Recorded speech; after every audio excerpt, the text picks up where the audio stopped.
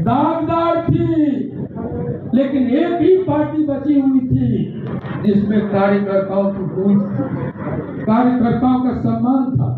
अनिल हेगड़े जैसे साधारण कार्यकर्ता भी राज्यसभा जाता था और भेजने वाले नीतीश कुमार। साथियों, जब तक नीतीश कुमार जी सचेत थे कुछ नहीं हुआ, लेकिन आज उनकी मजबूरियों का लाभ लेकर आज ऐसे लोगों को पकड़ के फैली साहब को लाया गया। पहले उसको टिकट दिया गया और बाद में उसको मेंबर बनाया गया। हाँ, इस सवाल का जवाब दो। इस सवाल का जवाब नहीं है, लेकिन हमने कहा भौंकने वाले को छोड़ा गया उलझाने के लिए, ये कहने के लिए आनंद मोहन को नाराज है इसलिए उनके बेटे को मंत्री नहीं बना। साथियों मित्रों, मैं कहना चाहता हूँ, कोई माय का लाल है, अगर आदमी के बीच फैसला नहीं होता है ईश्वर के दरबार में घसीट ले जाए। पूछो बीजेपी के शीर्ष लीडरशिप से और जेडीयू के शीर्ष लीडरशिप से कि किसको आनंद मोहन ने कहा कि चेतन आनंद को मंत्री बनाओ। हाँ, मैं डंके के चोट पर कह रहा हूँ, मीडिया के सामने 25 से 30 हजार लोगों के सामने नीतीश जी ने कहा था नबीनगर में कि आप चेतन आनंद को एमएलए बनाइए और इसको हम बड़ी जिम्मेदारी। आज कहता है बेटे को नहीं बनाएगा। साथियों, आज से 1.5 साल पहले आनंद मोहन ने सवाल खड़ा किए थे, कहा था हमने कि भाई जब भागीदारी की बात होती है तो निश्चित तौर पर राजपूत समुदाय के लोगों को ये झुंझुना क्यों थमाया गया। इसलिए कि राजपूतों ने और अति पिछड़ों ने मिलकर जंगल राज का स्थापना किया था और उसकी जगह अति पिछड़ों और पिछड़ों की सरकार बनी थी, उसमें अहम भूमिका है। तो सारे लोग मजबूत प्रभावशाली मंत्रालय में गए, तो ये क्यों छूट गया।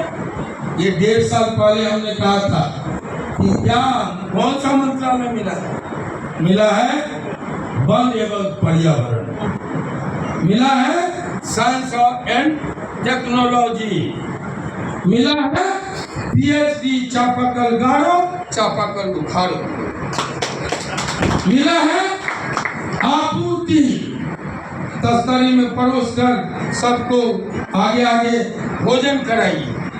ये मंत्रालय जब मैं बोला तो भौंकने वाले को कहो कि किसको मिला इसका लाभ, पीडब्ल्यूडी किसको मिला। भौंकने वालों से कहो, भौंकने वालों से पूछो किसको मिला। ये उद्योग मंत्रालय पहली बार।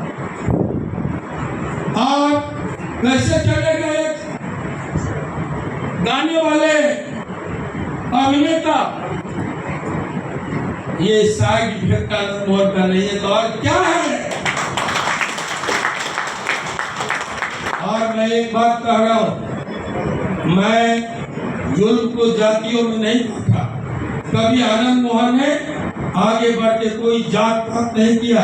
हमने कहा कि राम हो, अचका भाई बोल रहे थे, राम हो, प्रताप हो, शिवा हो, हर की लड़ाई में दलितों, पिछड़ों, आदिवासियों का साथ मिला।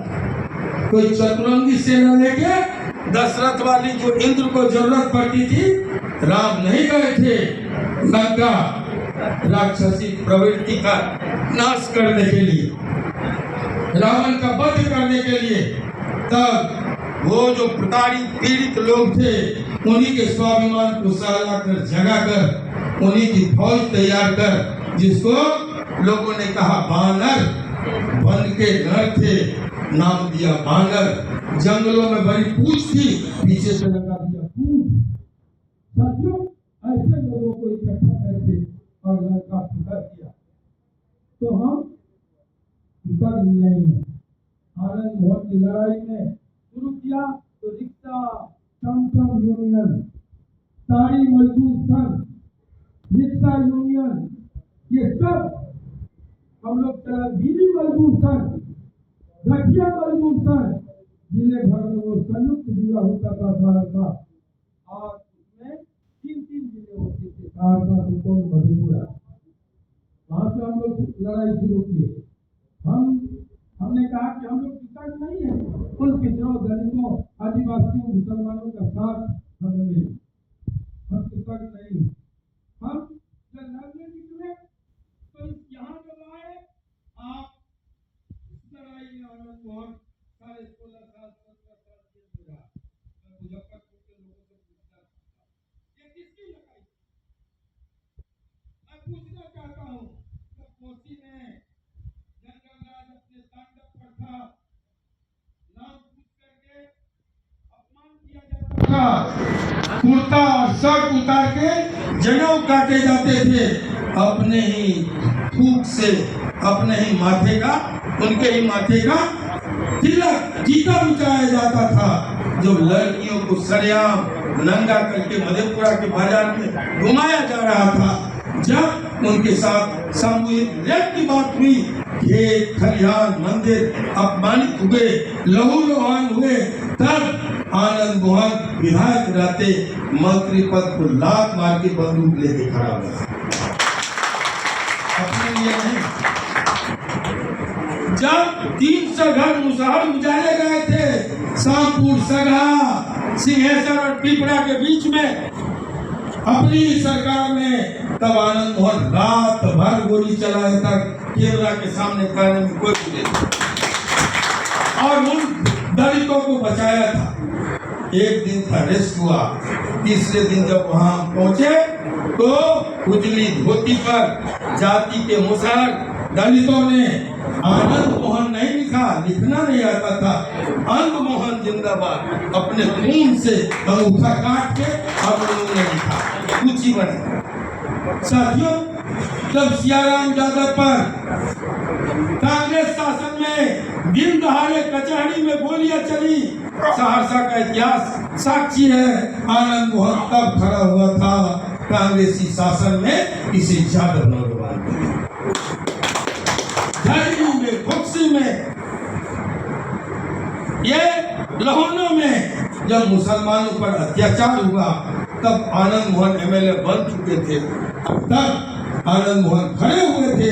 आप जाओ कोसी के इलाके में, जो हमारा सरहद क्षेत्र रहा, कर भूमि रही, हमने कभी मुल्क को जातियों में बांटने का काम नहीं किया, इसलिए हम सबके एहसान मानते। तब भी कोसी जब लहक रहा था, कोसी जब धधक रही थी वहाँ की धरती, तब आनंद मोहन खड़े हुए थे। साथियों की कुर्बानी हुई थी, जेल गए थे, मुकदमे झेले थे। आज वही लोग कहते हैं आनंद मोहन को बाहुबली, बदमाश, अपराधी। साथियों मित्रों, और हमने कहा खगड़ा, ये खगड़ा गवाह है, यहाँ क्या हुआ था? आनंद मोहन थे। आनंद मोहन निर्दोष साजिशों के शिकार हुए। 16 साल 17 साल हम उन साजिशों से के कारण जेल में रहे, और 12 साल उन साजिशों को झेलते हुए बाहर एक एक पल झेले, और आज जब बाहर निकले हैं, फिर से वो मुकदमा सुप्रीम कोर्ट में लटका कर आनंद मोहन को चुप करने की साजिशें हुई, कोशिशें हुई। लेकिन मैं एक बात कहूँगा, 2 कहानी से अपनी बात खत्म करूंगा। एक, मैं पहले अपनी बात खत्म कर लूं, फिर कहानी पर आऊंगा। तो साथियों मित्रों, जिन लोगों के लिए हम लड़े उनकी बात छोड़ दीजिए 2 मिनट के लिए, लेकिन जिन लोगों ने हम पर एहसान किया, हमारा साथ दिया, हम उससे लड़ नहीं सकते।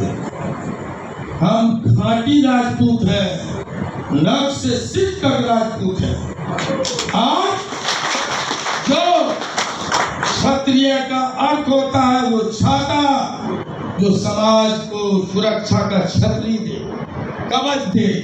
हम उस फर्ज को निभाते रहे हैं, और मरते दम तक निभाते रहेंगे।